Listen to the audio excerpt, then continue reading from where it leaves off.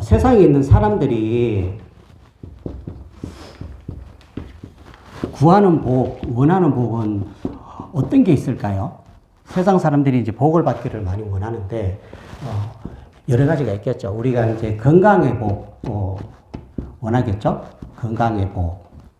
또 어떤 게 있을까요? 물질의 복. 예, 물질의 복.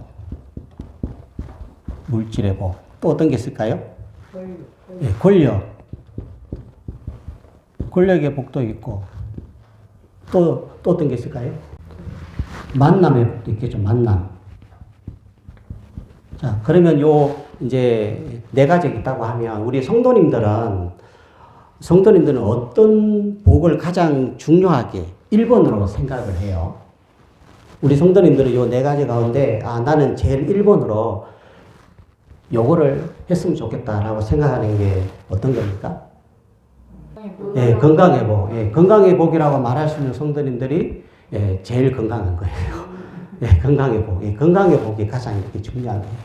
건강해야 모든 걸 다 할 수 있기 때문에. 자, 그 다음에 우리가 이제 만남의 복도 이렇게 중요하겠죠. 만남. 그래서 사람은 태어나면 처음에 누구를 만나요? 부모님을 만나고, 또 부모님을 만나고 나면 이제 그 다음에 내가 태어났던 그 마을 사람들을 만나고, 그리고 이제 그 주변 사람들, 친구도 만나고, 이렇게 이제 하는데, 그래서 이제 이 세상에 하나님을 모르는 사람들도 이런 건강의 복이나 만남의 복이나 또 물질의 복, 권력의 복, 이런 복들을 추구하면서 소망하면서 이런 복을 향해서 계속 살아가는 게 이제 인생이에요. 그런데 우리가 성경에 보면, 자, 성경은 어떤 책일까요?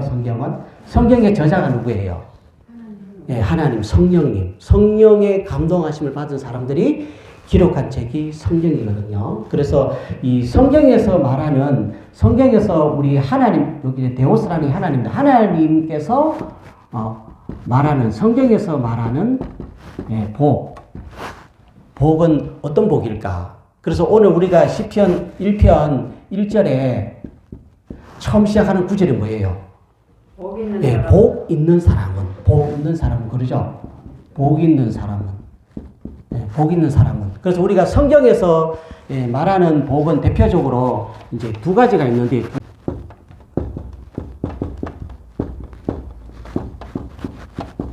자, 첫 번째로는 이제 성경에서 말하는 이제 복은 이제 대표적으로 두 가지인데, 이제 첫 번째는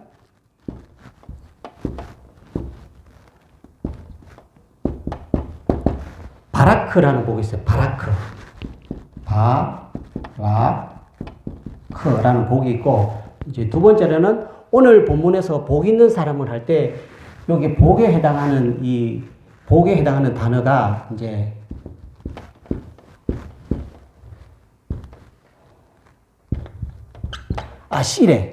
아시레라는 단어예요.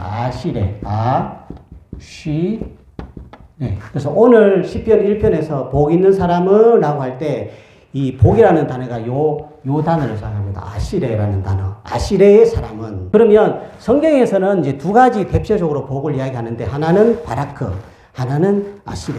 예, 한번 따라해 볼게요. 바라크, 아시레.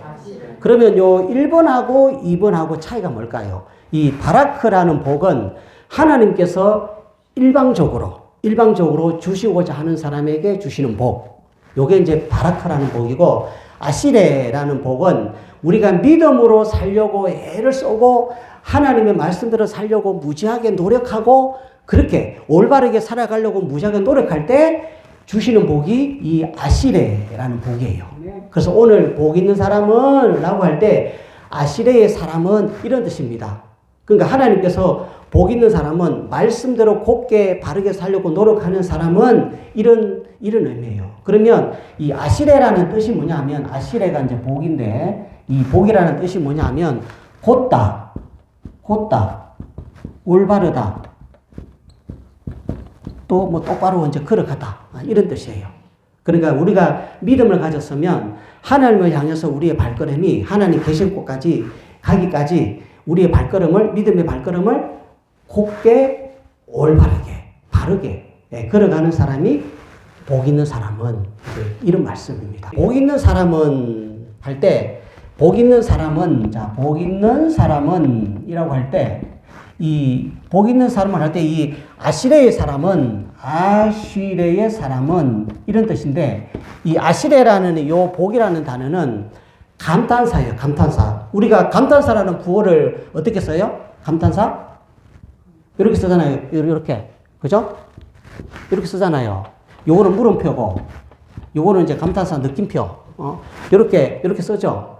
아, 봐라. 저 사람은 복 있는 사람이다. 우와. 저 사람은 복 받은 사람이다. 그 말씀이 이 말씀이에요. 우와. 저 사람은 하나님 때문에 복 있는 사람이 되었다. 이런 말씀이 오늘 1절에 나오는 복 있는 사람은. 자,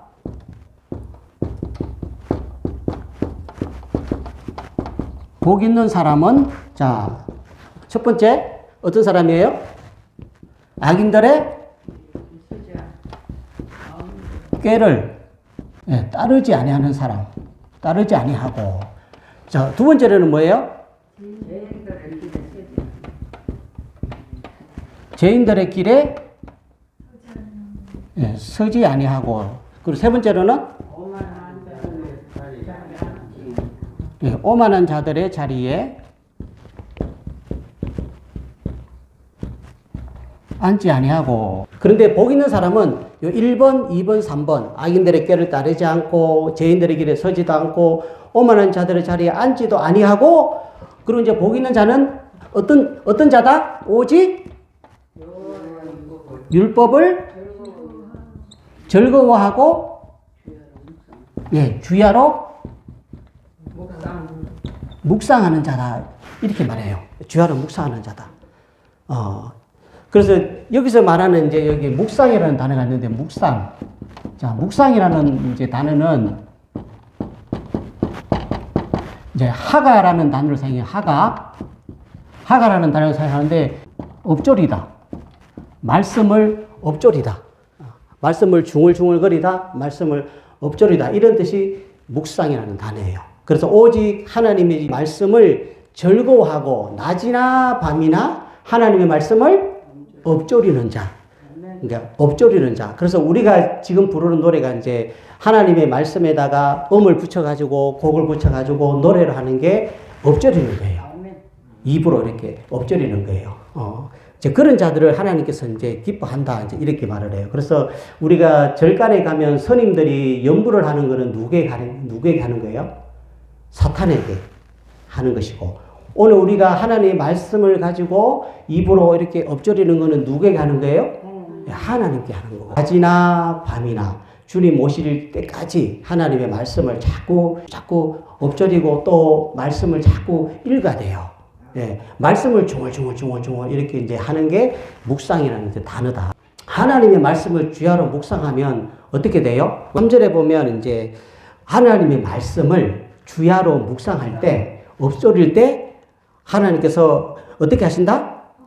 시냇가에 심은 나무가 되게 주겠다. 그렇게 말씀합니다. 시냇가에 심은 나무가. 그래서 여기서 말하는 시냇가에 심은 나무는 원래부터 시냇가에 심겨진 나무를 말하는 게 아니고, 원래는 항무지 같은 물이 없는 곳에 심겨졌는데, 근데 하나님의 말씀을 주야로 묵상하며 하나님을 즐겁게 하고 기뻐하는 사람들은 그 사람의 나무를 사시사철 시냇물이 흐르는 곳에다가 거기서 나무를 뽑아가지고 여기 시냇가가 있는 이곳에다가 나무를 옮겨 심는 것, 이것을 말하는 단어예요. 그래서 우리가 신앙생활 할 때 하나님의 말씀을 주야로 묵상하면 우리의 환경이 황무지 같은 그런 환경이었는데, 그런데 하나님께서 시냇물에 심겨지는 좋은 환경으로 우리를 만들어 주겠다. 이런 말씀입니다. 그런데 그 조건이 뭐예요? 오직 여호와의 율법을, 여호와의 말씀을 즐거워하여 그 율법을, 그 말씀을 주야로 묵상하면. 그래서 우리가 말씀을 암송하는 게 중요합니까? 안 중요해요? 중요해요. 말씀 암송하는 게 중요해요. 그래서 우리가 말씀을 암송하게 되면 일단은 우리 내면에도 나무가 있겠죠.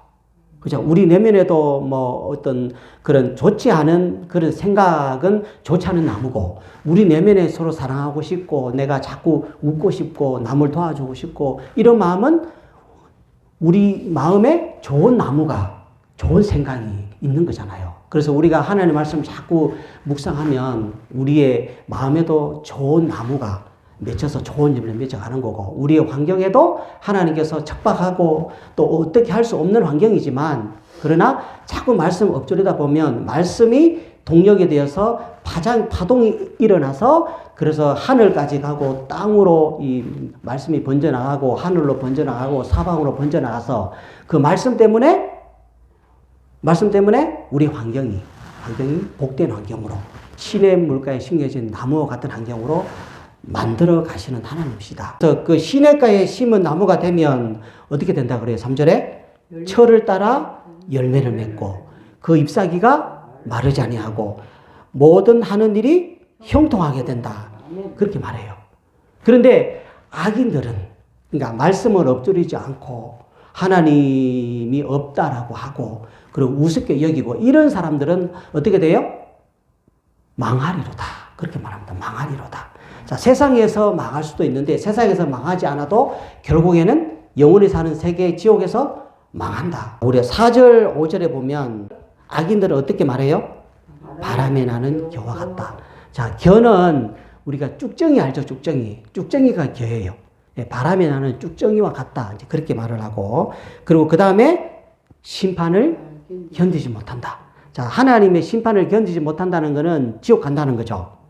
그리고 의인들의 모임에 들지 못한다. 의인들의 모임에. 자, 천국은 어떤 사람들이 가요? 의인들이 가는 거예요. 하나님께서 인정해주는 사람만 그 천국에 들어가는 거예요. 하나님의 나라에는 어떤 사람들이 의인들만 들어갈 수 있다. 그렇게 말을 해요. 그래서 우리가 의인들의 모임에 들지 못한다라는 이 말은 최종적으로 가는 그 천국에 가지 못하고 천국에 있는 우리를 보고 부러워한다. 이런 말씀입니다. 부자와 거지 나사로가 나오죠. 근데 부자도 죽고 거지 나사로도 이렇게 죽었는데 거지 나사로는 누구 품에 안겼어요? 아브라함 품. 우리가 아브라함 품을 나곤이라고 해요. 나곤. 성경에서 아브라함의 품이라고 하면 아브라함이 믿음의 조상이기 때문에 이거는 이제 나곤이라고 합니다. 나곤. 거지는 나곤의 아브라함 품의 천국에, 그러니까 나곤에 들어갔는데, 근데 부자는 어디에 떨어졌어요? 지옥에 떨어졌어요. 지옥에. 예, 지옥에 떨어져가지고 그 하나님께서 보여주신 거죠. 그래서 지옥에 있는 그 부자에게 나곤에 있는 아브라함을 보여주신 거예요. 그래서 여기 지옥에 있는 부자가 자기가 죽기 전에는 자기 대문 앞에 항상 이 거지 이렇게 나사로가 그냥 한 푼 주십시오, 깡통 차고 그렇게 밥 주기를 기다리며 이렇게 머리를 숙이고 이렇게 있었는데 성경에 보면 밥을 줬다, 뭐를 줬다는 소리가 한 번도 없어요. 그런데 자기 대문에 거지가 이렇게 밥을 구우라며 앉아 있는데, 거지 나사로가. 그런데 성경에 보니까 부자는 살았을 때 어떻게 했다 그래요? 맨날 친구들 불러놓고 풍악을 울려라, 술 마시고 고기 먹고 그렇게 살았다라고 그렇게 성경에 말씀합니다. 그래서 하나님은 내가 부가 있으면, 내가 잘 살면 못 사는 사람들을 도와주라, 그렇게 말씀하는 거예요. 그것이 하나님이 볼 때에 네가 의인이구나, 네가 착한 사람이구나, 그렇게 인정을 해 주신다는 거예요. 왜냐하면 하나님은 온 우주보다 크신 분이잖아요. 크신 분이기 때문에 너무나 약한 분, 약한 자들을 보면 마음이 아프시는 하나님이시다. 그래서 우리가 사람이 마음이 큰 사람은 내가 가진 것이 많을수록, 내가 지식이 많을수록, 내가 마음이 넓은 사람일수록 아주 연약한 사람들 보고 좀 가난한 사람들 또 불쌍한 사람들을 보면 이 동정의 마음이 생겨요. 하나님은 우리가 어떤 사람이 되길 원하냐? 연약한 자, 가난한 자, 고아, 가부 이런 사람들 있으면 네가 만약에 많이 가졌으면 좀 나누어 줘라. 그것이 하나님이 가장 기쁘게 여기시는 일이다. 반드시 죽으면 어디를 가야 돼요? 낙원 또는 천국으로 반드시 가야 돼요. 그 길로 가기 위해서 우리가 지금 여기에 앉아 있는 거예요. 피곤한데 다른 사람들이 이렇게 집에 가서 TV 틀어놓고 편하게 누워가지고, 아니면 소파에, 안락한 소파에 누워가지고 TV가 나의 목자시니 TV가 나를 부족함이 없게 한다, 그렇게 하면서 막 먹을 거 이렇게 먹어가면서 그렇게 보는데, 우리는 그게 아니잖아요. 우리는 이 귀중한 시간에 하나님께 정한 예배 시간에 나와서 그래도 말씀 들으려고 하고, 그래도 내가 찬송 부르고 졸음을 이겨가면서 또 이렇게 많이 앉아있으면 또 엉덩이도 아프고 그럴 텐데도 우리가 하나님께 이렇게 나왔잖아요.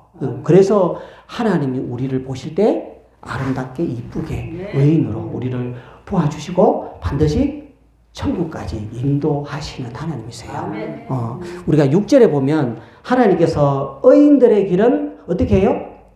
인정하시나 악인들의 길은 망하리로다. 그래서 6절에 의인들의 길은 인정하시나 라고 할 때 이 인정이라는 단어는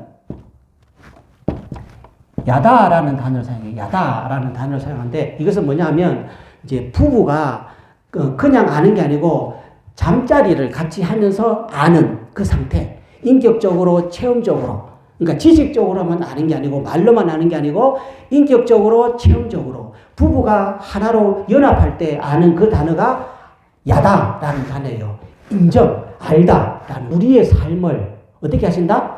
우리가 살아온 체험을 보고 우리의 가진 인격을 보고 우리의 믿음을 다 보시고 우리를 안다라는 거예요. 그래서 네가 참 잘 살았구나. 네가 참 믿음으로 이 길을 걸어오느라고 고생하고 애썼고 수고도 많았다라고 그것을 아신다는 거예요.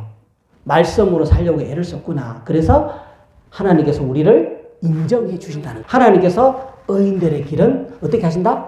인정하시나.